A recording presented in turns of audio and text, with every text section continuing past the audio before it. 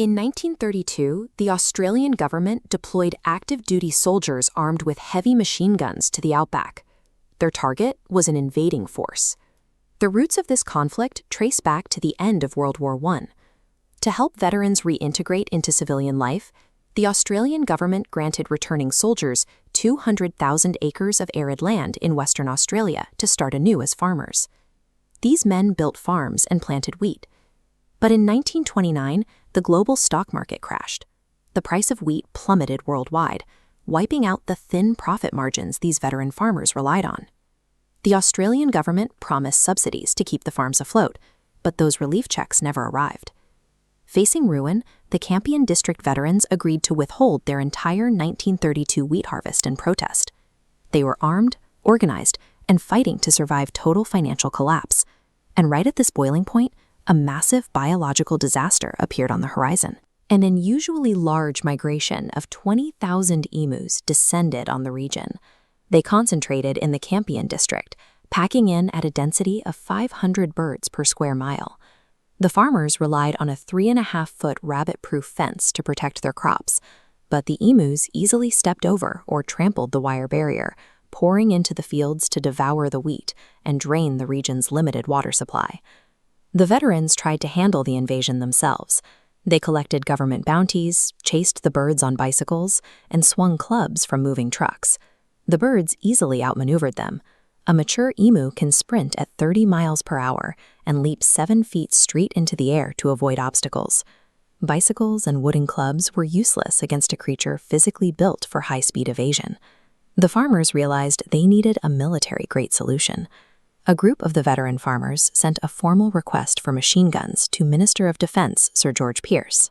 Pearce approved the deployment, seeing an opportunity for his men to practice aiming at fast-moving targets while securing some positive press for the government.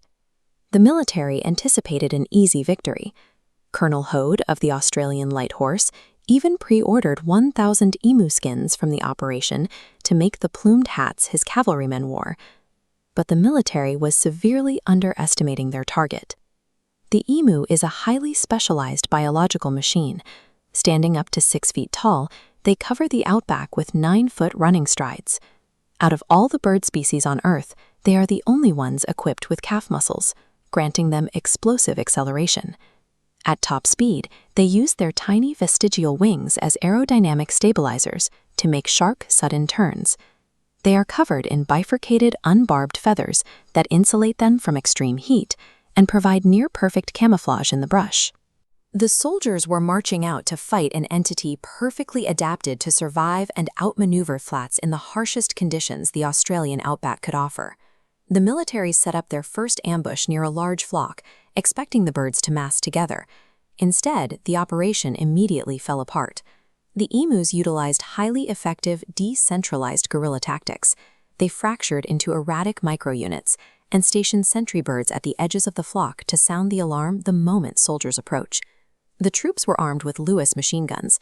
These were heavy, rigid weapons that proved nearly impossible to aim accurately while dragging them across the rough, uneven terrain.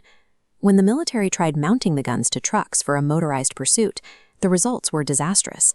The trucks crashed into the uneven ground, and the roaring engines only terrified the birds, causing them to sprint faster than the vehicles could drive. The mechanical superiority of rapid-fire weaponry was completely neutralized by the rapid response adaptations of a wild species. This chart compares the military's ammunition expenditure against the final results of the campaign. After firing nearly 10,000 rounds, the soldiers confirmed fewer than 1,000 emu casualties.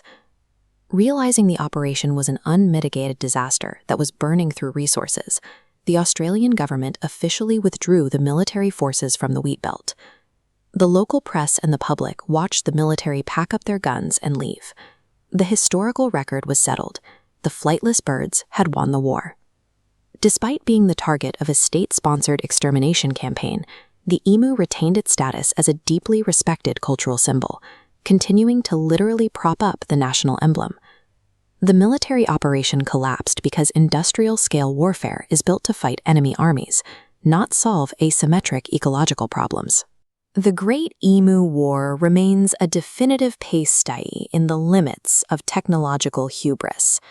The rigid logistics of a 1930s military unit were pitted against an animal that had spent millions of years refining its survival tactics for that exact environment. When heavy engineering confronts biological speed and decentralized intelligence on nature's home turf, technology often loses. Australia brought trained soldiers, machine guns, and ammunition to the outback, but the emus brought evolutionary speed, and that was enough to win.